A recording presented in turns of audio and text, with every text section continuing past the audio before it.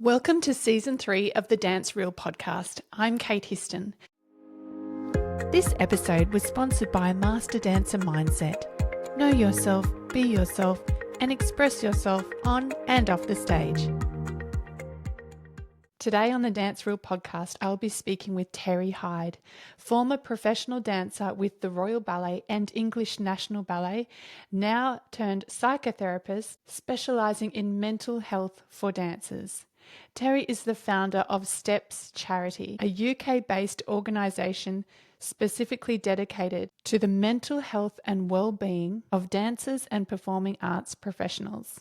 Terry brings a rare dual perspective, insight from life on the stage, and clinical experience supporting performers through anxiety, transition, and the psychological demands of training and performance. Our conversation discusses dancer well-being and the ecosystem around it. We also touch towards the end on the competition scene and judging.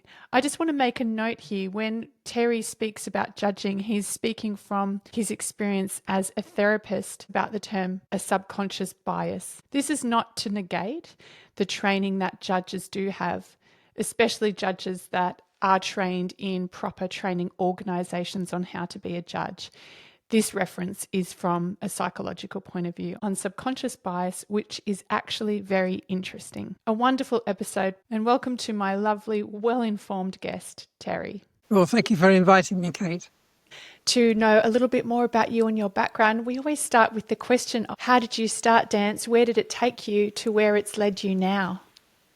Well, we got more than half an hour. We've got as long as you want.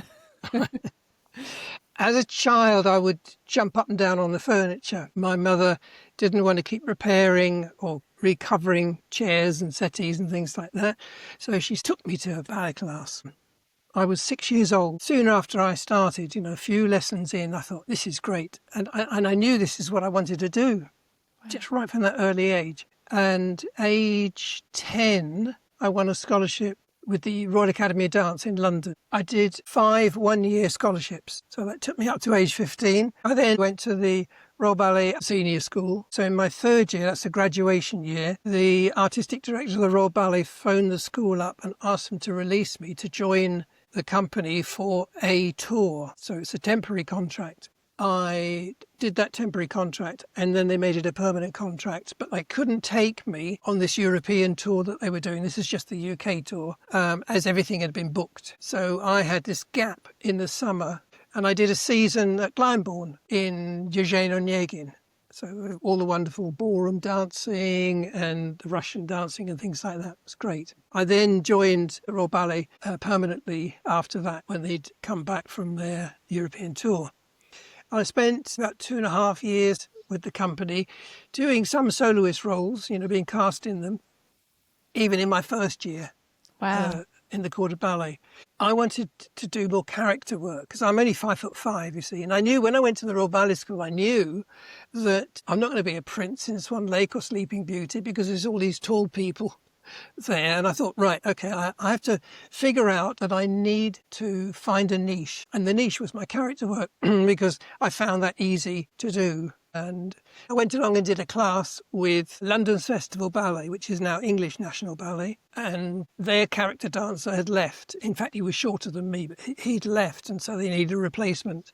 I did a class and they said, what can you do character-wise? Like, Russian dancing and things like that. And I showed them things that I did in Sleeping Beauty for the Royal Ballet. And they said, okay, yeah, we'll take you.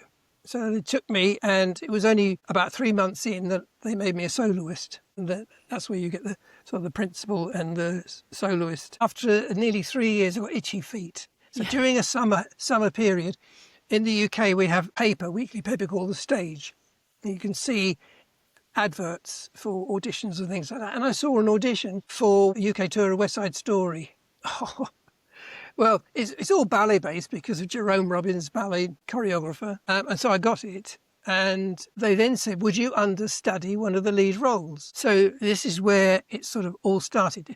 You come out and you're a soloist from English National Ballet, London's Festival Ballet. You've got to start from the bottom again when you're going into a different area.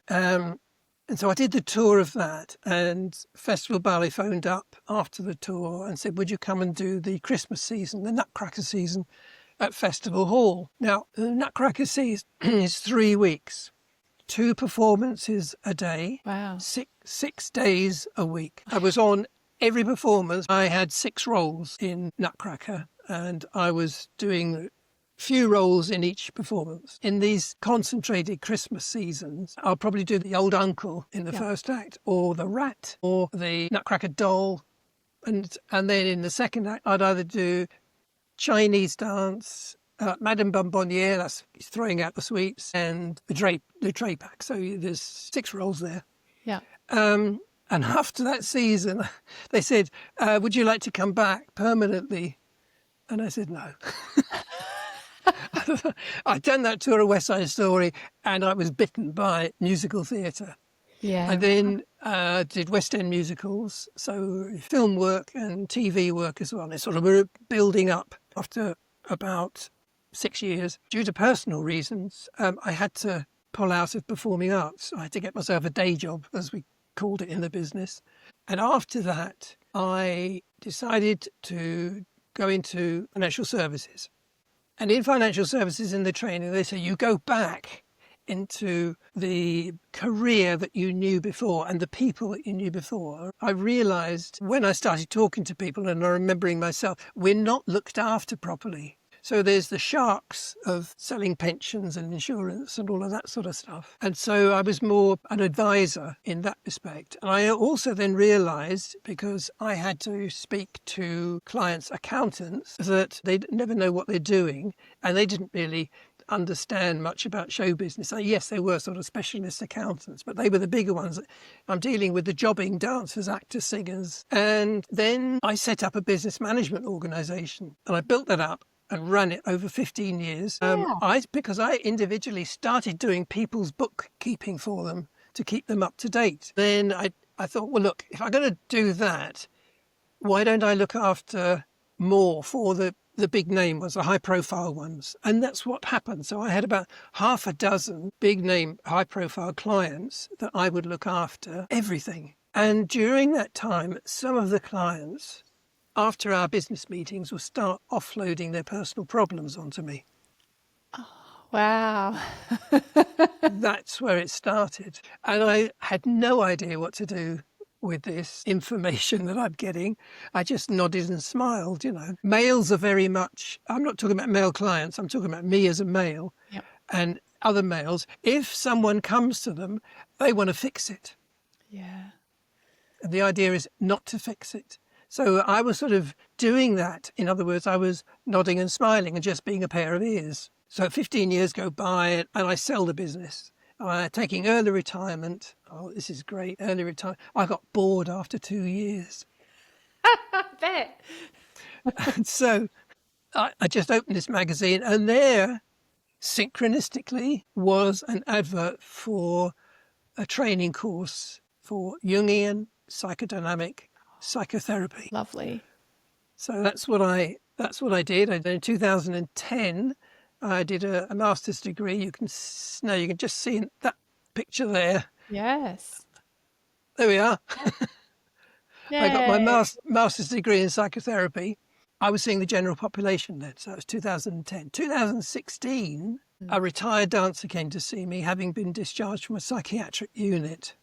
They said, we don't have any psychotherapists here, but you need to find one. What ways and means, she found out about me and having been a dancer. Yeah. And that sort of attracted her to the therapy sessions. I treated her for 6 months, and I realised within that 6 months that dancer clients need a dancer therapist to truly understand them. So I then set up in January of 2017 counsellingfordancers.com, which is the website. A year or so prior to that, it was so difficult to try and get into dance organisations. They just didn't want to know. They're okay with physical ailments, but nothing to do with mental health. Mental health, no, mental health. Why do you think that is? Well, there's a general stigma around the world anyway to do with mental health. And culturally, in certain countries and areas around the world. I think of, you haven't got a mental health, you just got to get on with it. And right from the start, and I think this is one of your questions that's going to come up, right from the start of our training, we have been brainwashed into thinking you've just got to get on with it. You've got to work through your pain. You've got to work through your emotional pain as well. Because if you don't, it's implied there's a sign of weakness, and you don't want to show the teacher, the examiner, the principal of the vocational school, the artistic director of the ballet management, any weakness. We must never show weakness, because we have got to go out on that stage and glitter, eyes and teeth, regardless. And so we then, right from that early age, create and learn and dance in fear.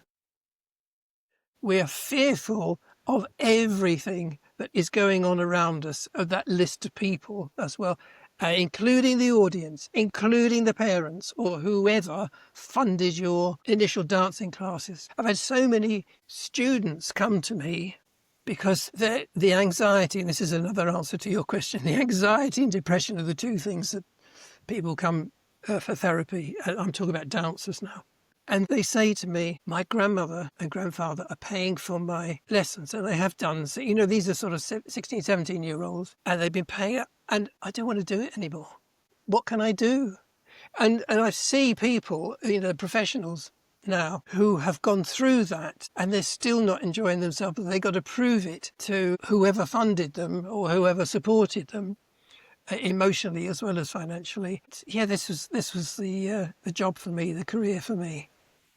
Yeah, it's really and it's so difficult, and there's the stages that you go through in training as well. And it's such a long training, next until 18, so that's 12 years, isn't it? That I did. That's when I joined the Royal Ballet at age 18, and then I did 10 years as a professional. Yeah, it was so short. And I think sports people are exactly the same, athletes. And, what are you going to do after that? How does perfectionism and the culture of constant critiquing in dance training impact mental wellness? Very black and white thinking. There's a lot of competition now. So you're creating a very black and white thinking. You're either right or you're wrong. You're a winner or a loser. And the pressure that teachers and coaches put on those students to do this, and we're talking about students at the moment, and then it goes up into the profession. The pressure there is just as great. If there was more supportive training rather than you're wrong, correct that's awful in that sense, then dancers will feel more at ease about making mistakes. Yeah. And there's an understanding about making mistakes, because, in my workshops that I do for students and in professional dancers, what's a mistake? It's a learning event. Yeah. Rather than being shouted at, you can be corrected. A teacher would say, Jonathan, that was really good. What you need to do now is to do this and this, and that would make it look better. Not shout at them at just that thing that he made incorrectly. Do you see that the culture of, say, teachers are hearing it and learning and developing better language skills as well at the moment? They are, yes. Because they have got their own experience of when they were training. Yeah. And so I do for the BBO, IDTA, RAD, and the ISTD. I do workshops for their teachers. Oh, great. Wow. And they tell me the stories. They would say that, I was treated badly and I never want to treat my students that way. And so they're already into the mindset about support. And then within the teacher training courses, they learn about child behaviour and how to deal with that sort of thing. I've noticed for me what I developed from my training, because it was very abusive, I'm just going to use the word, physically, mentally and emotionally for 10 years. And that was normalised back then. But what about what happens to dancers that have been in that environment for their childhood, how they navigate their adult life? For me, I definitely suffered with panic disorder in my 20s, I find now. But what's the common thread? If you've seen a lot of dancers that come out of those environments, what's the detrimental impact? Lack of confidence, low self-esteem, severe anxiety, fear of missing out, all of these things due to the training. And we're going back to fear again. Yeah. So, okay, viewers and listeners, get a piece of paper out now and a pencil or pen. And down the left-hand side, write F.E.A.R. Fear.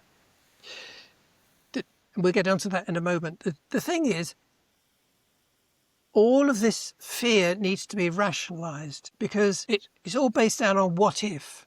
And the what if is based on what you've gone through as a child.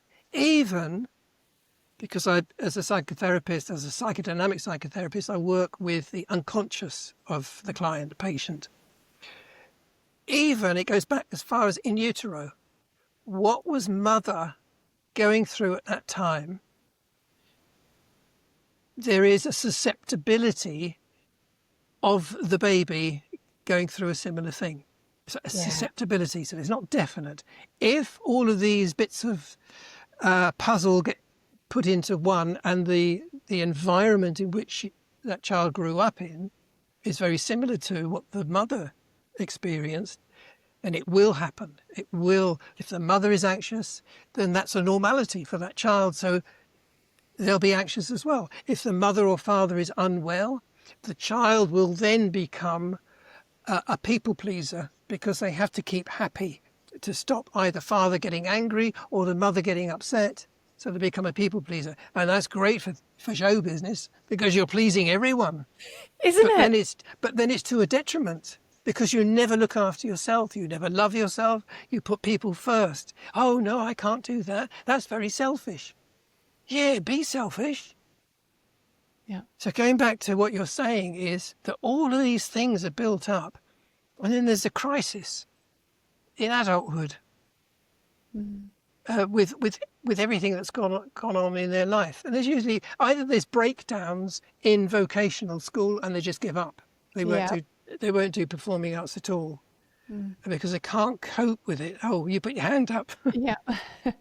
They can't cope with it. And it's a real shame because there's so much talent. When you look at the Russian style, I won't name names, but the Russian style, the Chinese style, there's such a lot of wasted talent there because they just cut all of what they call dross. They cut it out. But this is talented dancers that just give up because of the pressure under which they train. And so they train both the Chinese and the Russian style. And I heard this guy say once, an interview many years ago, he was a Russian teacher. He said that we crush them down and then we build them up to what we want. And I'm thinking, yeah, well, you've got very aesthetically pleasing robots. Yeah, exactly. And that's it is. It's knocking the soul out of the person. Yeah. There are a few of the Russian dancers that are beautiful and like in Giselle, the emotions, all of that come out. But dancers or performers need to have a holistic approach of support and understanding about their craft and their art.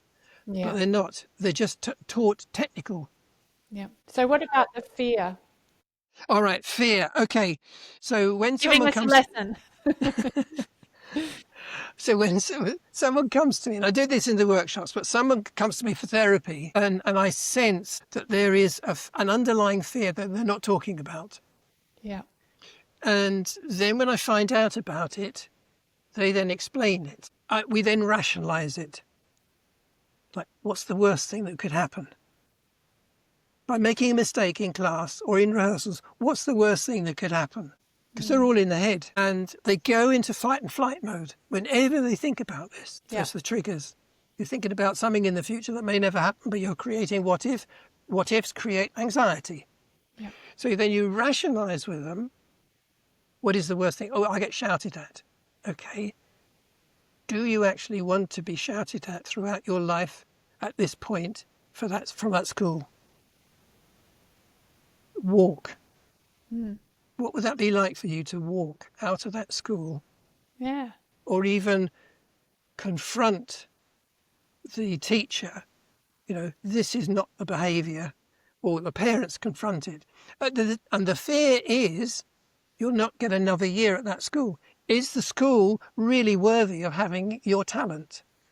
If enough parents said this is not right, rather than adoring this witch, narcissistic usually, because they allegedly know better, because this is what we've done and these are the people that are on stage now. Yeah, but you actually speak to the people. What was it like for you at that school? Oh, that was horrendous. That was a real bully. I got injured so many times because they pushed me and all of this. Fear, F-E.A.R.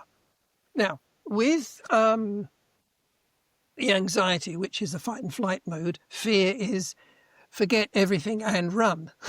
Yeah. Right. Yeah. Okay? But the way that I work it is false evidence appearing real. And that's what you need to do, is to rationalise. Is there something that I'm truly afraid of? What's the worst thing that could happen? Do you think, though, for some performers with that, there is also, you look at Maslow's hierarchy of needs, the belonging. So if they actually do break away and step away from a school that might not be conducive for mental wellness, there's all their friends and their peers, because the brain's wired to belong. Yes, So of course. it's pushing against something.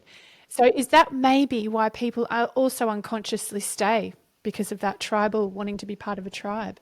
Yeah, it's the devil you know is better than the devil you don't. And the tribal, the gregarious feeling that humans have, does have that fear of you're going to be left out. FOMO, fear of missing out. Yep. So it's trying to convince someone who is truly unwell whether you want to continue being unwell, or do you want to move sideways to another school? Do you want to actually give up? How much of your heart is still in it? Yeah. How much would you think, what would you think about stopping for 6 months and then applying for another college if you want to? Are you going to miss it? What are you going to miss? And what you're saying, Kate, is those other people, all the other people. Yeah. And maybe they even need space to miss it, because Yes. I think I know of a dancer who took a whole year off before joining a very prolific company and thought they were not going to dance again. And they just had a year off at 19, went around the world. Oh, actually, I miss it. Then became principal dancer. And it's like, well, that is okay to have time off. Yeah. Yes, it is good to have a time off. But if you've been pressured and you've been injured a lot, that year, that 6 months, your injuries are healing. But, with bad companies, bad vocational schools, they push you to come back before you're actually ready to come back. And that's where your injury is. So my theory is, right from the beginning of age 3, 4, 5, 6, whenever you start seriously, if there's a supportive teaching environment, then you move into the profession with a supportive ballet management, dance management, whichever. And the support is also there for therapists, both physical and mental, and surgeons who understand dancers and understand the dancer's needs. When all of that is in place, a dancer's career will be longer because they won't have suffered from the injuries, or as many injuries, as they would have done under pressure.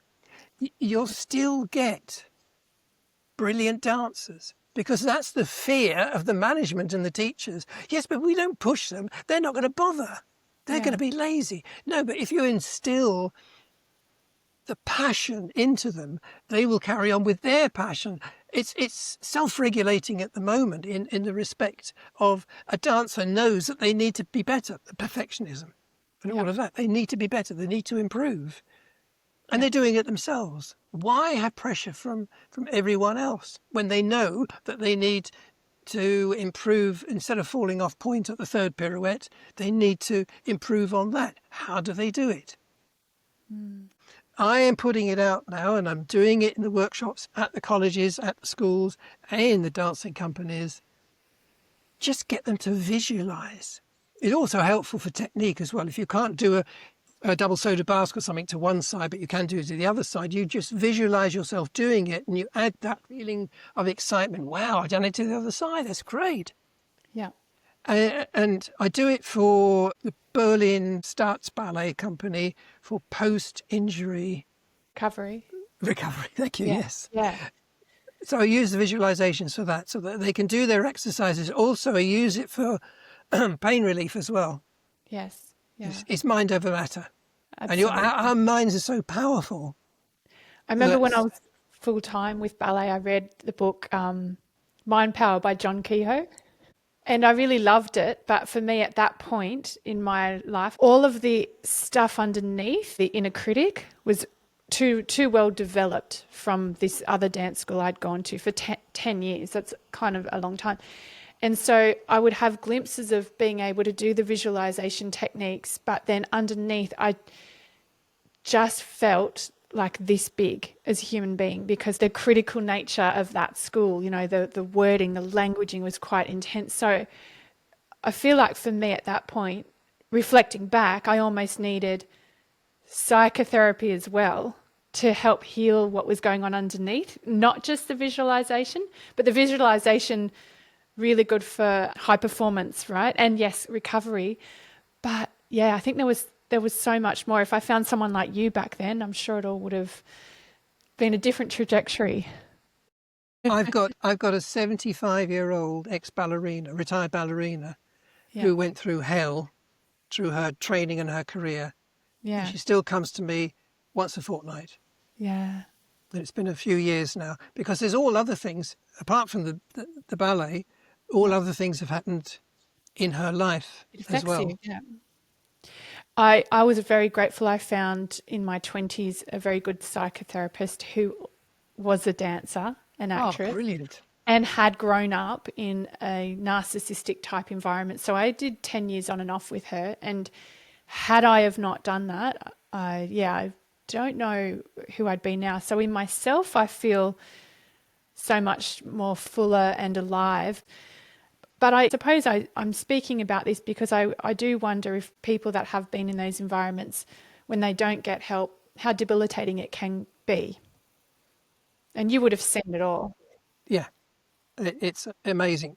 Eating disorders. I've had dancers with anorexia. Yeah. And I've been able to help all of them to a certain degree. The rest of it is up to them. So one of them, in the UK, we have this thing called being sectioned. It's to do with the Mental Health Act. So one of them came to see me for, and this was online, two sessions, and she was skeletal. Oh. But she was also under the umbrella of the local mental health service. But she was getting worse and worse. So I'd only seen her twice. She was then sectioned and taken to a London eating disorder unit. But they allowed me to continue having two sessions a week with her online. But she stayed, in the locked ward in her own room.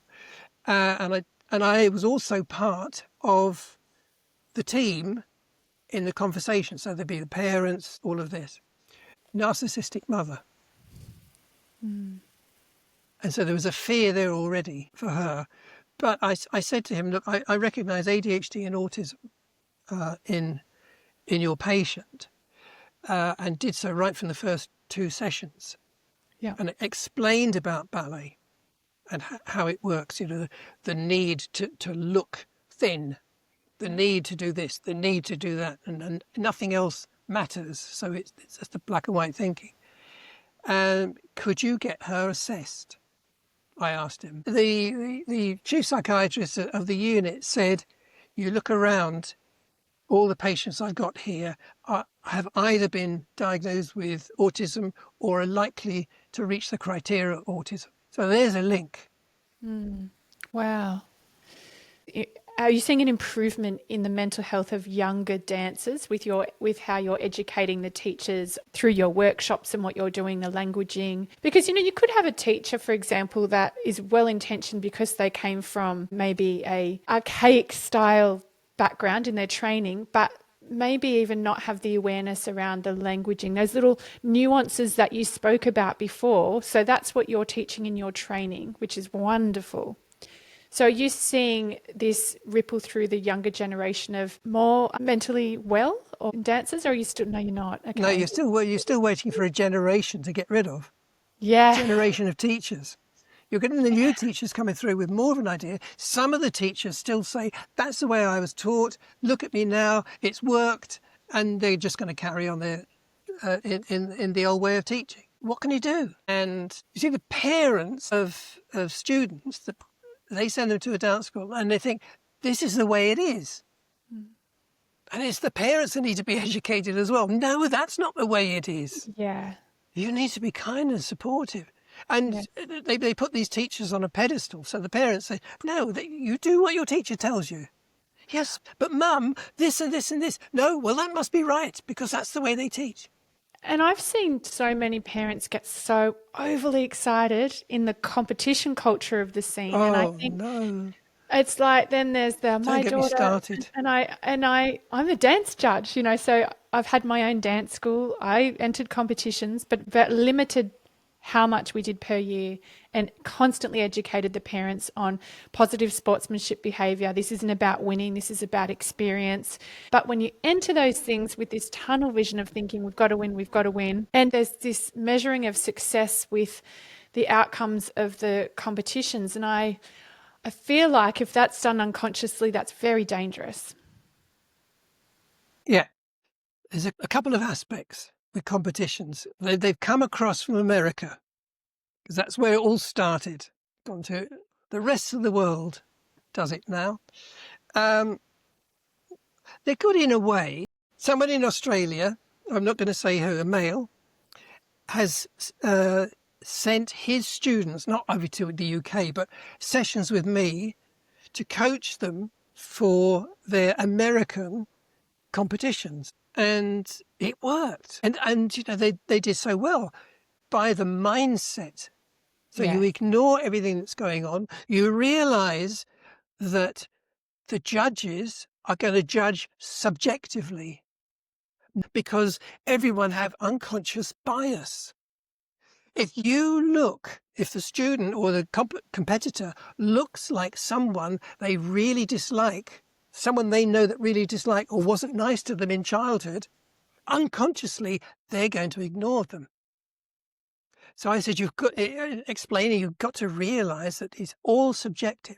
And so this dancer that I know said, we as a team of coaches were doing all different things for them. And the coaches said, that person's going to be first, that person's going to be second, that's going to be third. So that was their choice because they'd worked with them. The judges came in, none of those 1, 2, 3s were their 1, 2, 3s. It is so, and that's what I was saying. I said to her, it's subjective. When I first started doing my judging training, because I've studied human behaviour and psychology with the subjective bias, I was aware of that. So I walked in and went, okay, so what's my flavour and why? Because I wanted to judge with what I see in the moment and to be able to be self-reflective and ask myself, but why? Why? Is there anything underneath that's a bias? And yeah, I sat there with my mentor and I had time and space to do that because I wasn't the judge. She was the judge. I was analysing the whole process. And I found a part of me, being really honest, liked a dancer that was a little bit like what I was like as a dancer. And I had to sit back and I really had to have a look at that. And I went, okay, wow. Is this your inner child stuff, Kate? Like, are you projecting this onto the dancer because you don't feel good enough? So I actually had to do this process with myself as I'm mentoring and vowed to myself, if I'm going to do this job as a dance judge, I want to do it ethically and consciously, or I just don't want to do it. I wish all the judges were like you. I was going to use that same example. If I was asked to judge now, am I going to choose all the shorter male dancers in preference to a taller, elegant dancer. Mm. But you've come up with that already. And I think this is part of the training. It's not your experience as a dancer, then you become a judge. It's the psychological thing of it. And you proved it. Yeah, no, it's very interesting. So what's your advice for families that might be listening? If they're going to do competitions, what's the best way to approach it so that it's a helpful environment? Never push them to be the winner. Just to do their best. Don't say good luck. Luck's got nothing to do with it. And I think your parents need to impress. If you don't get first, second, third, or if you don't get placed, it's not to do with necessarily your talent. It's to do with the judge's perspective of what they are looking for, what they want. Yeah, not to push them. You got that wrong in class. I saw you got that wrong in your rehearsal. You need to do that again. You need to, that sort of pressure is no good. Get them to talk as well. Listen to them. Don't try and fix things. As I mentioned earlier about men trying to fix things when people have asked talk to them about their problems. Yeah. Say, what do we need to do to be able to help you? Not, we'll do this, we'll do that, we'll do that. Ask them. Give them a voice. The fixing stuff can create more anxiety for the dancer, can't it? The impression you need to give them is enjoy yourself. Enjoy your performance. Competitions. In themselves, they're okay. It gives the kids an opportunity to perform. Most of the time they're performing a solo, a variation, which is probably beyond their capabilities. And that's all they're doing. So about 15 or 16, they then get burnout because they're being pushed too much. So you're going to get burnout then. If they don't get burnout and they do auditions for companies, they realise that there's loads of others that are as good as them. But those ones have not necessarily been doing competitions. So those ones go into a corps de ballet or into a chorus, whatever they're going to be dancing, and they understand about working together. But these girls and boys that have never worked together with any others, but they've been doing solos all the time, have got no idea of spatial awareness, no idea about working together, supporting, and no idea about improvisation when you're in a group and you've forgotten the step. Because they'll just go off and do their own thing. If they make a mistake in a solo, you can do anything. There is so much downside to it if you want to go into the profession. There's not a downside into it necessarily, other than the pressure, if you're just doing it to have a good time and it's a hobby. Yeah. It's not a build-up to go into the profession at all. So many parents and families, just through lack of understanding, can equate the winnings with measurement of potential for the future, and it's not necessarily like that. So, Stunned silence. I expect stunned silence from your audience as well. Really? That bad? Yes, it is. It's an experience that maybe they go through, and as long as they enjoy themselves, I think it's a good experience. It's the enjoyment. When you get to, not necessarily with competitions, but we can run competitions in parallel. When you get to a point at vocational school, do you still enjoy what you're doing? yeah. That's the reason you started at that early age. It's really enjoyable. I really enjoyed it. Yes, I really enjoyed it. Do you still enjoy it? If you don't, why are you doing it?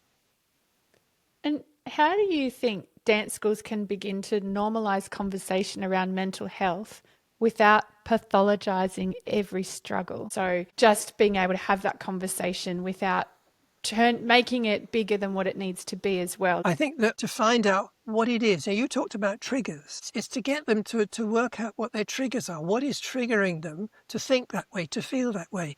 It's more than likely to do with home life. There's also the fear of coming to a school where, I mean, if it was an academic school as well, the fear there being bullied. And also the dance school, what's going on there? There's all these different aspects of life.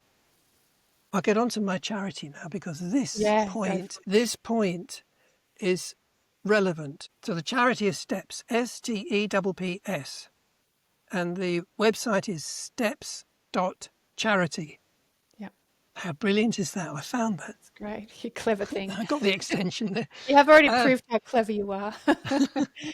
And so STEPS, we're doing workshops. So my work now in the UK is through STEPS. My work abroad is through counsellingfordancers.com. I've gathered together because I'm getting old now. I'm 76. No. Yes.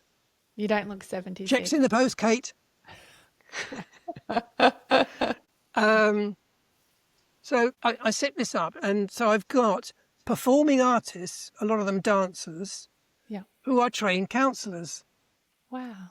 to carry on that work, so that the people that come to me from the performing arts and dancers, they can get, and I've got 2 counsellors that will do free sessions. Yeah. No, one counsellor. One counsellor's starting in October. So that's 2 of them will do free sessions. All the others, including myself, have agreed to a fixed rate of £45 a session. Wow. My sessions are normally £70. Mental health first aid training. Wow. Now, for anyone outside of England, and I'm being specific about England, so not Northern Ireland, Wales and Scotland, anyone outside of that, they can do online training, because this is based on Mental Health First Aid England. Yeah. It's an organisation. It's a franchise of the worldwide organisation. And I've negotiated with one of the training companies that are registered with Mental Health First Aid England a huge discount on online training. It's between 40 and 50%. Wow. So you can either do a youth training or you can do an adult training. Then there's a training for managers. There's online webinars about neurodiversity, all these different things. And it's all at this reduced rate. Now, we also get a cut from that, and that's how we're earning from it within the charity. But it's only a small amount, but the more people come along, steps.charity, you will then get to their website to see all the different things you do. So if you're in England, or you're in Wales near England, or in Scotland near England, you can travel to the English in-person training centres. Wow. If you're not, you can go online and do it. And the code is STEPS, STEPPS, and that's your discount code, and you'll get that. We'll have to put all of this in the show notes and links to your website so people can easily just go click and Okay. Yeah. Good. Terry, it has been such an honour and a privilege to speak to you today. You've shared so much and I'm really grateful for that. Thank you. It's lovely, Kate, to speak to an ex-pro who understands